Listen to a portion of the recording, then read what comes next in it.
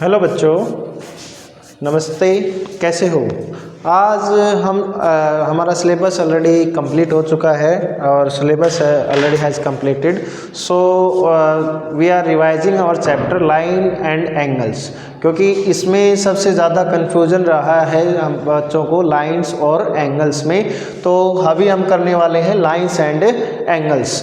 तो firstly we start the topic lines. What are the lines? When lines are there, these are the three. There are three terms are there. Three terms. First term is their line. After that, line segment, and third one is the ray. Line segment, and ray.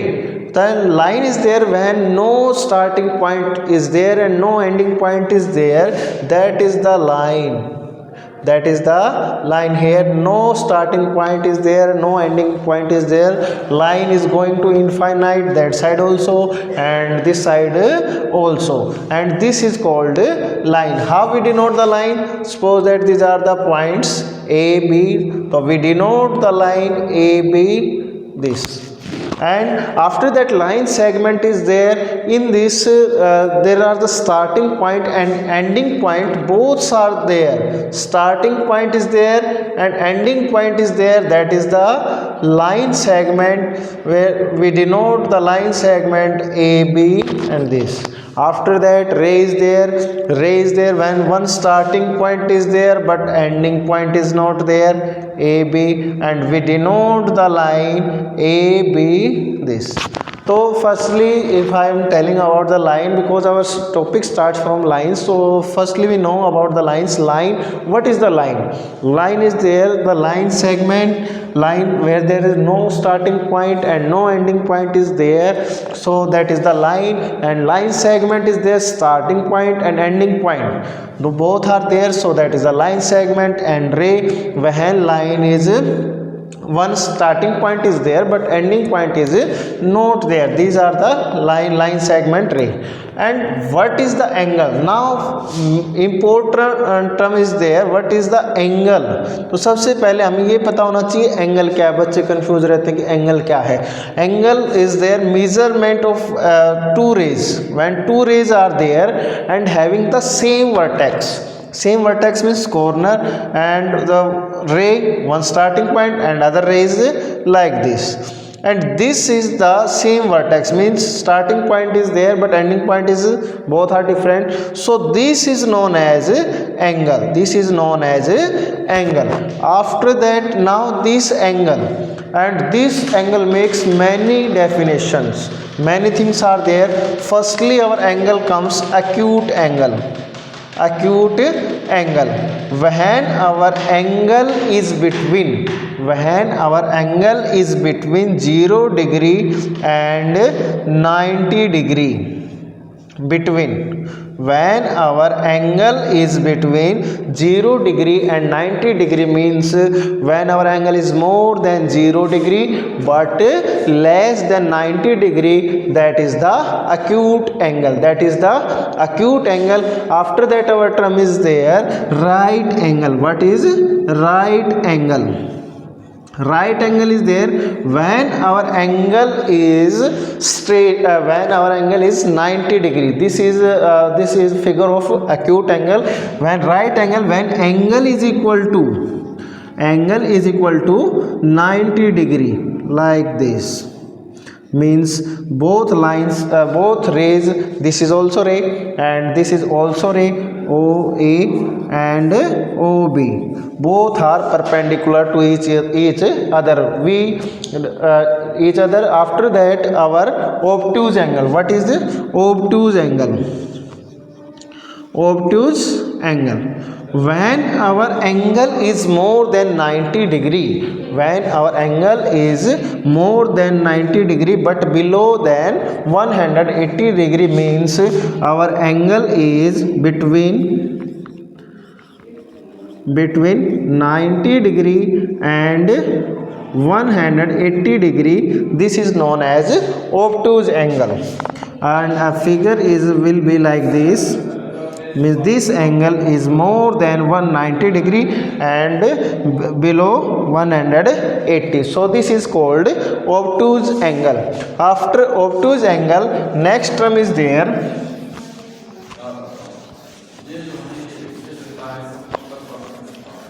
straight angle. What is straight angle?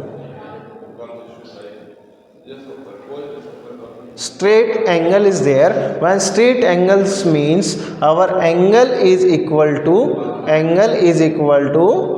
180 degree, means rays, both rays are opposite to each other. Suppose one ray is there and second ray is opposite, so this angle is known as straight angle, means this is equal to 180 degree. This is the straight angle. After that our angle is reflex angle. What is reflex angle? When our rays are, when angle is more than 180 degree and below 360 degree, that is the reflex angles, means our angle is between 180 degree and 360 degree. Below between means more than 180 degree but below than 360 degree, that is known as reflex angle. After that complete angle is there. Complete angle, beta I am going to speedily because our syllabus has more important terms are remaining. So complete angle is there when rays are complete reach again this point. So this is called complete angle, and complete angle is equal to 360 degree. 360 degree. I know you have understand very well. अच्छा है कि आपको समझ में आ गया होगा angles, acute angle कौन सा है, रिफ्लेक्स एंगल, स्ट्रेट एंगल. तो अभी स्टार्ट करते हैं. Next term is there our when parallel lines are there. When parallel line, उससे पहले हम बता देते कंप्लीमेंट्री एंगल, जिसमें बच्चों को सबसे ज़्यादा confusion. Complementary angles and second one is supplementary angles. What is the when the sum of two angles is equal to 90 degree, that is known as complementary angles. When sum of angles is equal to 90 degree, that is known as complementary angles. When the sum of two angles is equal to 90 degree, that is the complementary angle. And supplementary is there when the sum of two angles is equal to 180 degree. What is the main difference? When our sum is more than 90 degree, then these angles are not complementary angles. Means when our angle sum is below 90 degree and greater than 90, that is a not complementary angles. means हमारा जो sum है equal to कितना आना चाहिए, 90 degree आता है तो ही हमारे complementary angle है. और same term is there when our angle sum is equal to 180 degree. मैं accurate 180 degree is there, below 180 180 से कम sum है या 180 से 180 से अगर ज़्यादा भी है तो भी हमारे सप्लीमेंट्री एंगल से नहीं होंगे. तो हमारा एंगल्स का सम कितना आना चाहिए, 180 डिग्री आना चाहिए सप्लीमेंट्री एंगल के लिए.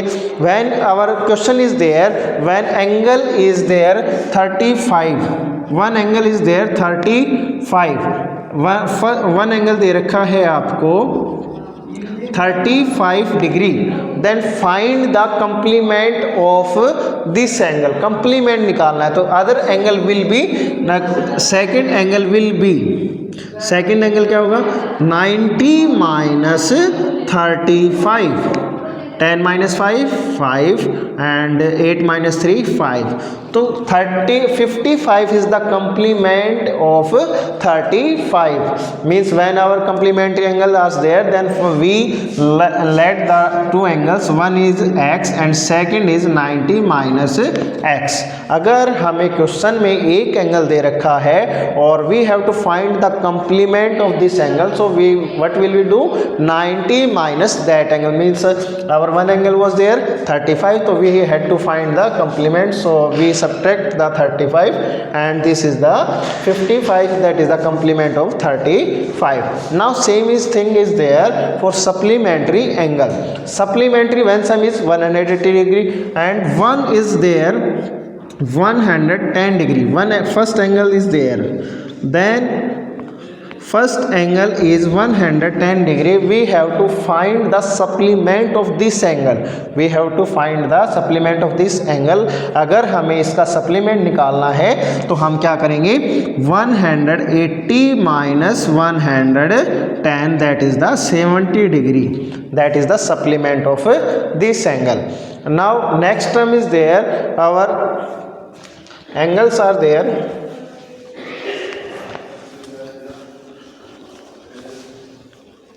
जो more confusing when parallel lines you have given.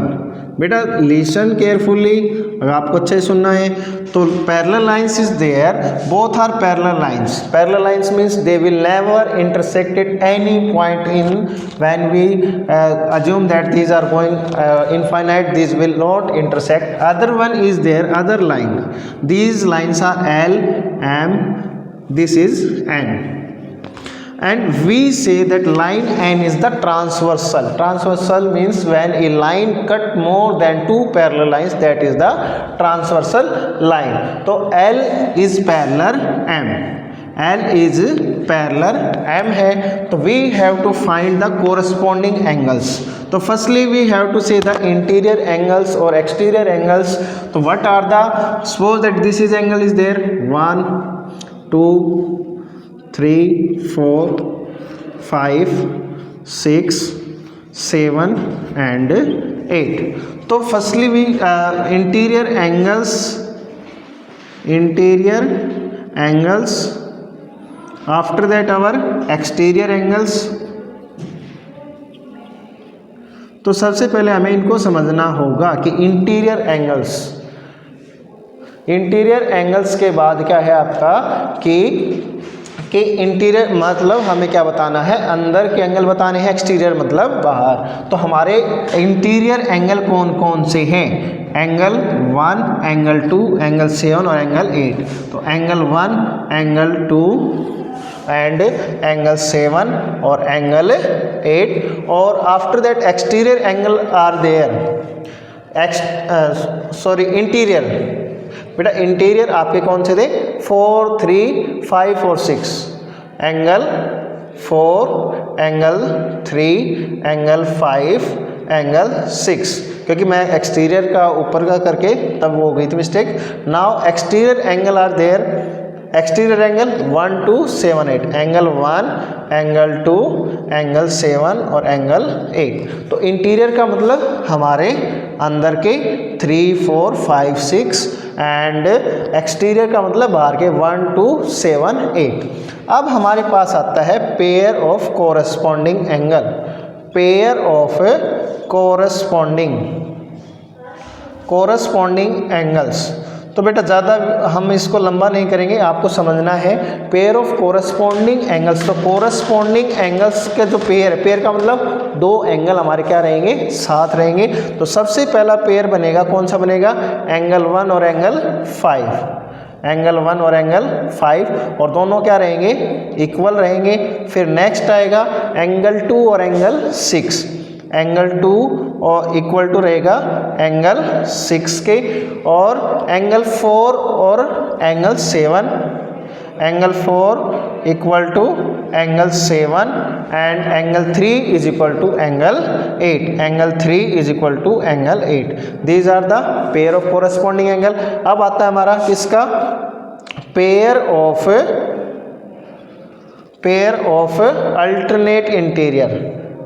Alternate interior. तो इंटीरियर में हमारा वर्ड क्या यूज हो रहा है, इंटीरियर, तो अंदर के रहेंगे पेयर। अब पेयर की बात है तो पेयर रहेगा अल्टरनेट इंटीरियर एंगल 4 और एंगल 6। एंगल 4 इक्वल टू रहेगा एंगल 6 के, and second one is angle 3 is equal to angle 5। Angle 3 is equal to angle 5। These are the pair of alternate interior, and same thing is there for pair of alternate exterior. Pair of alternate exterior. Exterior के बाद आता है हमारा alternate exterior. तो angle 1 and angle 8, angle 1 और angle 8 equal रहेंगे। उसी की तरह आपका क्या रहेगा नेक्स्ट वन, एंगल 2 और angle 7। Angle 2 is equal to angle 7। तो ये क्या हमारे pair of alternate exterior, pair of alternate interior. अब हमारे पास आता है नेक्स्ट टर्म, हमारे पास एंगल होते हैं कंजुगेटिव इंटीरियर, जो सबसे ज़्यादा आपके लिए कंफ्यूजन रहता है कि कंजुगेटिव इंटीरियर क्या है टर्म, कंजुगेटिव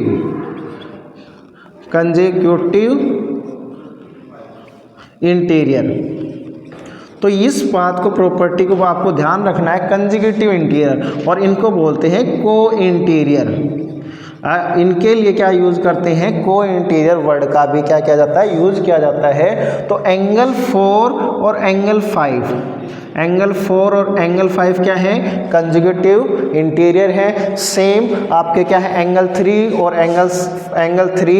एंगल 6 भी क्या है आपके कंजुगेटिव इंटीरियर है, को इंटीरियर है। अब इनके लिए एक प्रॉपर्टी है, प्रॉपर्टी क्या है कि कंजुगेटिव इंटीरियर का जो सम है वो कितना रहेगा 180। तो इसी तरह इनका भी सम क्या रहेगा 180।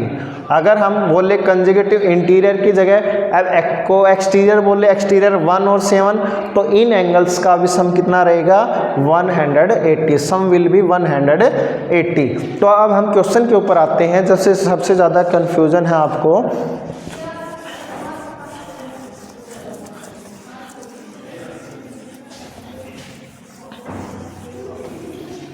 अभी हमारे पास एक क्वेश्चन है, कुछ आपका सबसे ज़्यादा जो डाउट रहता है आपका,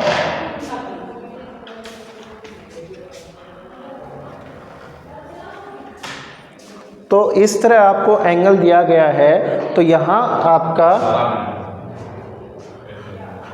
अगर आपका एंगल है 35 और यहाँ एंगल दे रखा है 45, और आपको निकालना है ये एंगल निकालना है, एंगल ओ। तो सबसे पहले हम क्या करेंगे, पैरेलल लाइन ड्रॉ करेंगे। और क्वेश्चन में आपको दोनों ये पैरेलल ऑलरेडी लाइन गिवन है, तो ये भी क्या करेंगे पैरेलल लाइन गिवन करेंगे। तो अगर हम ये एंगल और इसको अगर अलग से करें, तो ये एंगल और ये एंगल कैसे एंगल हमारे अल्टरनेट इंटीरियर, और अल्टरनेट इंटीरियर एंगल क्या होते हैं, इक्वल होते हैं। तो ये एंगल की वैल्यू कितनी आ गई 35, और यहाँ से भी अगर आप इनको करोगे तो ये भी आपका क्या बन गया, ये एंगल और ये एंगल कौन से बन गए अल्टरनेट इंटीरियर, और अल्टरनेट इंटीरियर एंगल क्या हो गए पैरेलल लाइन में इक्वल हो गए। तो ये भी कितना आ गया 45, और हमें वैल्यू निकालनी थी पूरे एंगल की। तो एंगल की वैल्यू हमारी क्या आ जाएगी, एंगल ओ की वैल्यू क्या आ जाएगी, जैसे AOB। तो फुल एंगल AOB की वैल्यू क्या आ गई 35 plus 45, that is equal to 1080। तो ये हमारा कितना आ गया 80 डिग्री आ गया। आई होप आपको बहुत अच्छे समझ में आ गया। अगर फिर भी डाउट रहता है तो आप हमें बताएंगे। Thank you, have a nice day.